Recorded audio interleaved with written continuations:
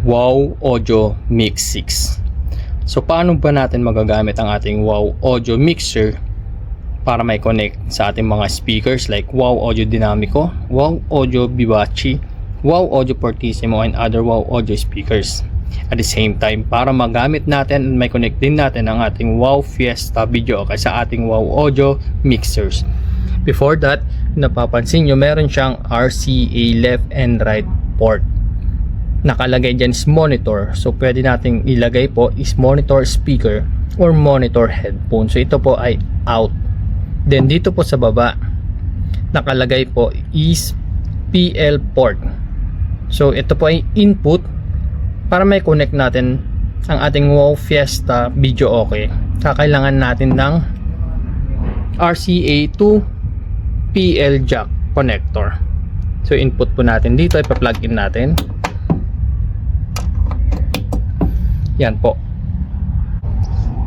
Para naman sa ating speakers, para may connect natin, gagamitan natin ng RCA to 3.5 cable or RCA to RCA cable. So dito natin ilalagay sa ating monitor kasi gagamitin natin ang ating speaker as monitor.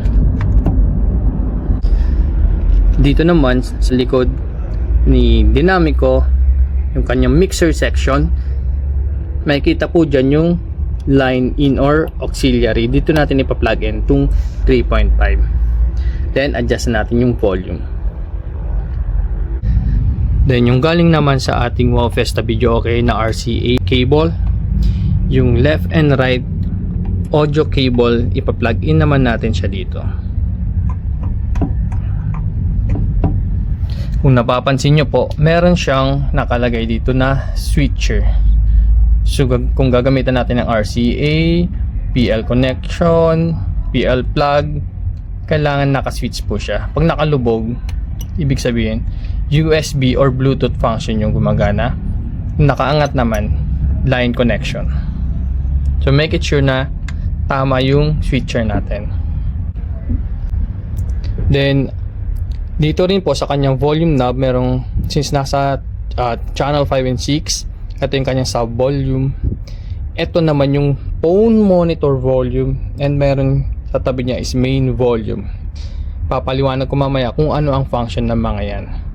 Mag-play muna tayo ng music para marinig natin kung nagpa-function na ang ating mixer and speaker. So nag-play ako ng isang music para matry natin. Then dito sa ating mixer, press natin yung power button. Ayan, makikita nyo nagkaroon siya ng LED display. Then since nasa channel 5 and 6 tayo, adjust ko yung sub volume. Then since monitor connection, monitor speaker ang gamit natin, ito ang kanyang magiging volume. Ayan, pansin nyo nagkaroon na siya ng sound.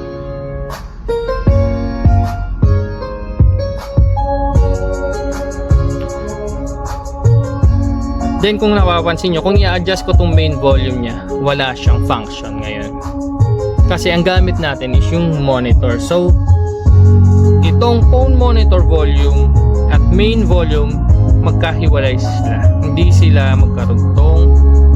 Kaya pag nag-adjust ako dito, gumagana siya, pero pag dito, hindi. Dahil, pag ito ang gamit nating output papuntang speaker, saka lang gagana si main volume. Pero kung ang gamit natin is phone, monitor, headphone, or speaker, itong kanyang magiging master volume, itong kanyang magiging sub volume. So wag po tayong malilito. And pati yung switcher, wag kakaligtaan. Kung line po ang gamit natin, kailangan nakangat. Pag USB or Bluetooth, kailangan nakalubog. Yun lang po. Sana nasundan nyo po. Thank you.